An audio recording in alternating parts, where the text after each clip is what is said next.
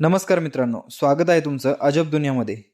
भारताचा इतिहास हा केवळ युद्धांचा नाही तर अशा सम्राटांचा आहे ज्यांच्या नावाचा दरारा साता समुद्रापार होता.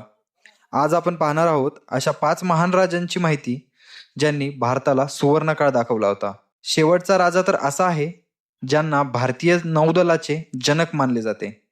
तर पहिल्या क्रमांकावर आहेत सम्राट चंद्रगुप्त मौर्य.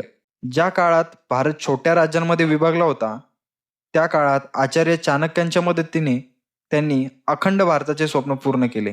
त्यांनी केवळ नंद वंशाचा नाश केला नाही, तर ग्रीक आक्रमक सेल्युकस निकेटरला धूळ चारून अफगाणिस्तानपर्यंत भारताची सीमा विस्तारली. तसेच दुसरे आहेत सम्राट अशोक. कलिंगच्या युद्धात झालेल्या रक्तपाताने त्यांचे हृदय परिवर्तन झाले. त्यांनी शस्त्र सोडून बुद्धांचा शांततेचा मार्ग स्वीकारला.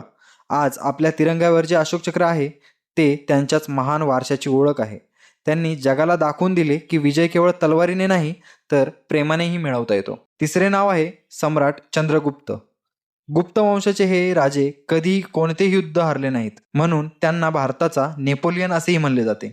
पण तुम्हाला माहित आहे का, ते केवळ योद्धा नव्हते तर एक उत्तम कवी आणि वीणावादक सुद्धा होते. त्यांच्या काळात भारताला खऱ्या अर्थाने सोन्याची चिमणी म्हणले जाऊ लागले. चौथे आहेत दक्षिण भारताचे महान सम्राट राजराज चोल. त्यांनी केवळ बृहदीश्वर मंदिर बांधले नाही तर जगातील सर्वात शक्तिशाली नौदलांपैकी एक उभारले. त्यांनी श्रीलंका आणि आग्नेय आशियातील अनेक देशांवर विजय मिळवला होता. त्यांची स्थापत्य कला आजही इंजिनियर्सला कोड्यात टाकते. आणि पाचवे, ज्यांच्याशिवाय भारताचा इतिहास अपूर्ण आहे, म्हणजेच छत्रपती शिवाजी महाराज. शून्यातून स्वराज्य निर्माण करणाऱ्या या राजाने बलाढ्य मुघलशाहीला आणि आदिलशाहीला गुडघे टेकायला लावले होते. गनिमी कावा आणि शिस्तबद्ध प्रशासनामुळे त्यांना जगभरात आदराने पाहिले होते. त्यांनीच भारतीय नौदलाचा पाया रचला, म्हणून त्यांना फादर ऑफ इंडियन नेव्ही म्हणले जाते. मित्रांनो, या 5 राजांपैकी तुमचे आवडते राजे कोण आहेत कमेंटमध्ये नक्कीच सांगा. आणि अशाच अजब माहितीसाठी आपल्या अजब दुनिया चॅनेलला सबस्क्राईब करायला विसरू नका. जय हिंद, जय महाराष्ट्र.